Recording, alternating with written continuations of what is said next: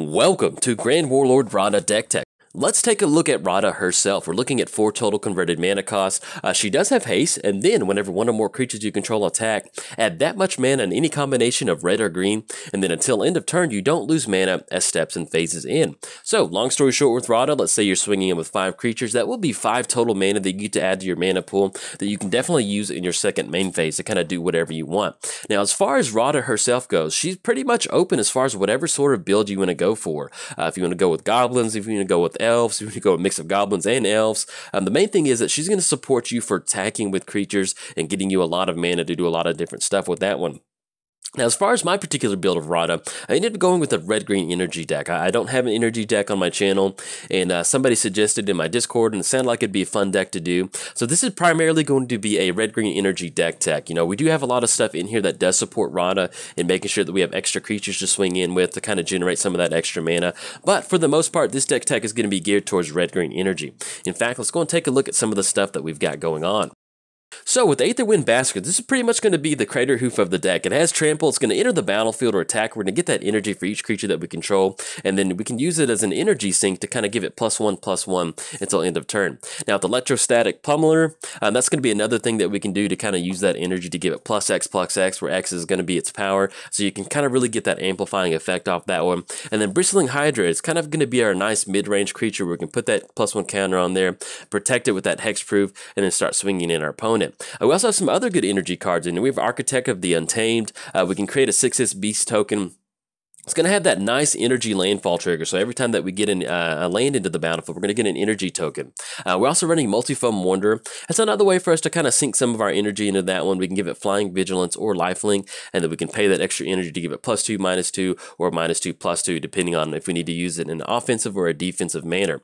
Now, some of the red energy cards in here that are really fun to play with, we've got Lightning Runner. It's going to have Double Strike and Haste, and whenever it attacks, we're going to get 2 energy, and then we also can pay a certain amount of energy to get an additional combat step. Doorbuster is going to allow us to make sure that target creature can't block us, so hopefully we can kind of push past our opponent's board state. And then Spontaneous Artist is going to allow us to give some of our creatures haste with a little bit of extra energy.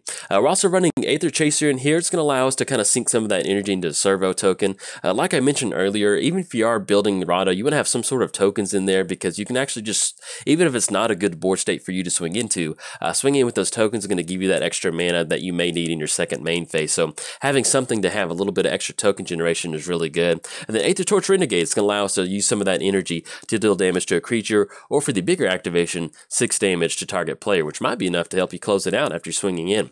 Now, some of the payoff artifacts that care about energy that we're running here, a lot of fun. We have Gonti's Aether Heart that's going to allow us to take an extra turn after this one, once we get to that certain energy.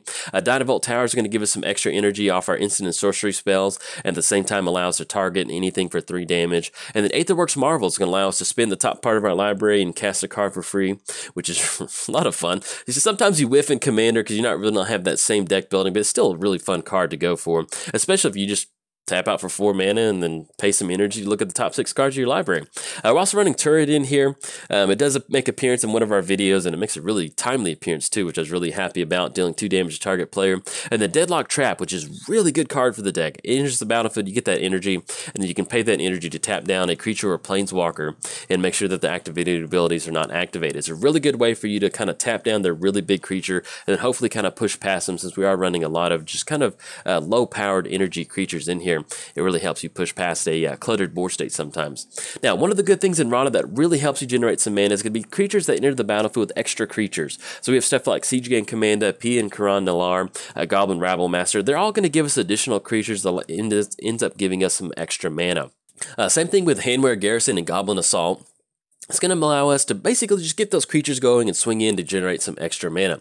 Now, as far as some of the enchantments that we're running in here that really help us kind of push our game plan, we have Fires of Yavimaya. It's going to give our creatures haste, and if we need to, we can sacrifice it to give target creature +2/+2. Running Druid's Repository actually works really well with Radha. Whenever a creature we control attacks, we get to put a charge counter on there, and then remove a charge counter from it, add 1 mana of any color to your mana pool. So basically, going to act as a secondary Radha for the deck. And then Aggravated Assault. You know, there will be some board states to where you are swinging with Radha, and you can use that mana to untap it and kind of keep going for those infinite activations off off Aggravated Assault. Now, we also have Hell Rider. Whenever a creature you control attacks, is going to deal 1 damage to defending player. Dolmen Gate's going to make it to where we can just turn all of our creatures sideways, get as much mana as possible, and not worry about that combat damage being dealt to our opponent. And then with Summoner, it's a great thing to where if we get the Cities of Blessing, which is really nice, we're going to have a lot of creatures in here. We can end up with a ton of tokens on the battlefield. If not, it's going to be a great way for us to get just some temporary damage in our opponent. Now, that's going to be it for the deck tech. I do have 3 gameplay videos up for you right now if you want to go check them out. And if you enjoyed the video, like and subscribe. Thanks. Bye.